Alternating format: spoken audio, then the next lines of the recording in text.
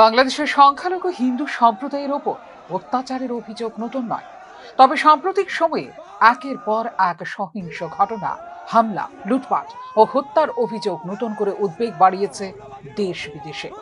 বিশেষ করে হিন্দু যুবক দীপু চন্দ্র দাসের হত্যাকাণ্ড এই পরিস্থিতিকে এনে দিয়েছে আরও আলোচনার কেন্দ্রে। বাংলাদেশের সার্বিক পরিস্থিতিতে সংখ্যালঘু হিন্দুদের উপর আক্রমণের প্রতিবাদে আগরতলায় বিক্ষোভ মিছিল সংগঠিত করে বিশ্ব হিন্দু পরিষদ এবং বজরং দল। আপনারা জানেন, গত শেখ হাসিনা গভর্নমেন্ট ফল করার পরে আমাদের প্রতিবেশী দেশ বাংলাদেশে যে হিন্দুদের উপর অকৃত্য অত্যাচার চলছে এবং আমাদের যে ইসকনের যে প্রভু আছেন ওই প্রভুকে আজ পর্যন্ত জামিন দেওয়া হয়নি। তারপরেও দিন কি দিন হিন্দুদের উপরে যে অকৃত্য অত্যাচার চলছে এবং গত 3 দিন আগে দীপু দাস করে একজন সনাতনী হিন্দু, তাকে যেভাবে নৃশংসভাবে হত্যা করা হয়েছে এবং গতকালকে চিটাগাংয়ে রাউজানিতে 2টা হিন্দু ফ্যামিলিকে আগুন লাগিয়ে দিয়েছে ঘরের ভেতরে, তারা পিছন দিকে দরজা খুলে কোনো রকমের প্রাণ বাঁচিয়েছে। আজকে আরও ঘটনা হয়েছে মৌলভীবাজার এবং সিলেটে। এই যে হিন্দুদের উপরে যে অত্যাচার চলছে, এই অত্যাচারের প্রতিবাদে আমরা ভারতে যত সনাতনী ভাইয়েরা আছি আমরা সবাই এই প্রতিবাদ জানাচ্ছি যেন হিন্দুদের উপর অত্যাচার না হয় এবং আমরা পাশাপাশি গভর্নমেন্ট অফ ইন্ডিয়াকেও আমরা জানাচ্ছি, দাবি রাখছি যেন এই ব্যাপারটা খুব শক্তভাবে হ্যান্ডেল করে।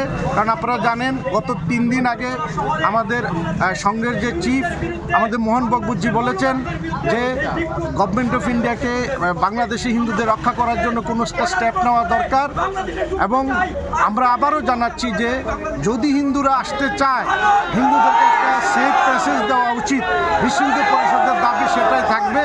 এই ব্যাপারে সমস্ত সনাতনী সমাজকে একত্রিত করার জন্য আজকে আমাদের বিশ্লেষকদের মতে বাংলাদেশের রাজনৈতিক অস্থিরতা, সামাজিক উত্তেজনা ও ধর্মীয় উগ্রতার মিলিত প্রভাবে ক্রমশ দুর্বল হয়ে পড়ছে সংখ্যালঘুদের নিরাপত্তা। বিভিন্ন মানবাধিকার সংগঠনের তথ্য অনুযায়ী হিন্দু সম্প্রদায়ের মানুষদের বাড়িঘর ভাঙচুর, জমি দখল, ধর্মীয় উপাসনালয়ে হামলা এবং মিথ্যা মামলায় ফাঁসানোর অভিযোগ উঠে আসছে দীর্ঘদিন ধরেই। বাংলাদেশের অভ্যন্তরীণ রাজনীতিতে যখনই অস্থিরতা দেখা দেয় তখনই সবচেয়ে বেশি ক্ষতিগ্রস্ত হয় সংখ্যালঘু সম্প্রদায়। বিরোধী রাজনৈতিক শক্তিকে চাপে রাখতে বা ভিন্ন মত দমন করতে সংখ্যালঘুদের টার্গেট করা হয় বলেও মত রাজনৈতিক বিশ্লেষকদের একাংশের। এক্ষেত্রে প্রশাসনের ভূমিকা নিয়ে উঠছে প্রশ্ন। অনেক ঘটনায় অভিযুক্তদের দ্রুত গ্রেফতার বা দৃষ্টান্তমূলক শাস্তির অভাব পরিস্থিতিকে আরও জটিল করে তুলছে। ফলে সংখ্যালঘুদের মধ্যে ক্রমশ বাড়ছে নিরাপত্তাহীনতা ও আতঙ্ক। এদিন আখাউড়া সীমান্ত পর্যন্ত এই বিক্ষোভ মিছিল প্রদর্শনের সূচি থাকলেও শেষ পর্যন্ত বটতলা ফায়ার সার্ভিস চৌমুহনী সংলগ্ন এলাকাতেই এই মিছিলকে আটকে দেয় পুলিশ। সমস্ত সোশ্যাল মিডিয়া, সমস্ত মিডিয়ার বন্ধুরা দেখাচ্ছে, জাতীয় আন্তর্জাতিক সব মিডিয়াতে আছে, কিন্তু আপনারা দেখেছেন শুধু আজকের ঘটনা কেন বলবো, 2021 সালে ঘটনা ঘটেছে, 2022-এও ঘটেছে, ক্রমাগত 2025, এই 25-এর মধ্যেও বাংলাদেশে হিন্দু সুরক্ষিত নয়। বাংলাদেশে হিন্দুদেরকে চট্টগ্রাম থেকে শুরু করে টেকনাফ পর্যন্ত হিন্দু হত্যা হচ্ছে ক্রমাগত।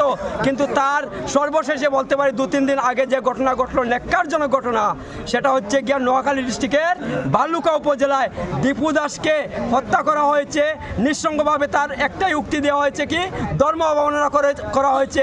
ধর্ম অবমাননার নামে কোনো এভিডেন্স নেই, কোনো প্রমাণ নেই, কিন্তু বাংলাদেশে হিন্দুদেরকে হত্যা করতে হবে তার একটা অজুহাত।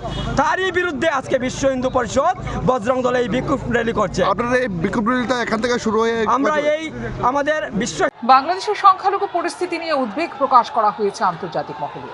বিশেষত ভারত সহ বিভিন্ন দেশে বসবাসকারী বাঙালি ও হিন্দু সংগঠনগুলো এই ইস্যুতে প্রতিবাদ ও বিক্ষোভ সংঘটিত করেছে একাধিকবার। বাংলাদেশে হিন্দুদের ওপর নির্যাতন শুধু একটি দেশের আভ্যন্তরীণ বিষয় নয়, বরং এটি মানবাধিকার লঙ্ঘনের গুরুতর উদাহরণ।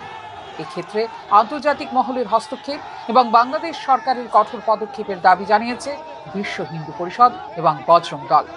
বিশেষজ্ঞদের মতে পরিস্থিতি স্বাভাবিক করতে হলে বাংলাদেশ সরকারকে সংখ্যালঘু সুরক্ষায় গ্রহণ করতে হবে জিরো টলারেন্স নীতি, পাশাপাশি জরুরি নিরপেক্ষ তদন্ত, দ্রুত বিচার এবং সংখ্যালঘু সম্প্রদায়ের আস্থা ফেরানো। অন্যদিকে প্রতিবেশী দেশ ও আন্তর্জাতিক সংগঠনগুলিকেও কূটনৈতিক স্তরে এই ইস্যুতে সোচ্চার হওয়ার জানানো হয়েছে আহ্বান।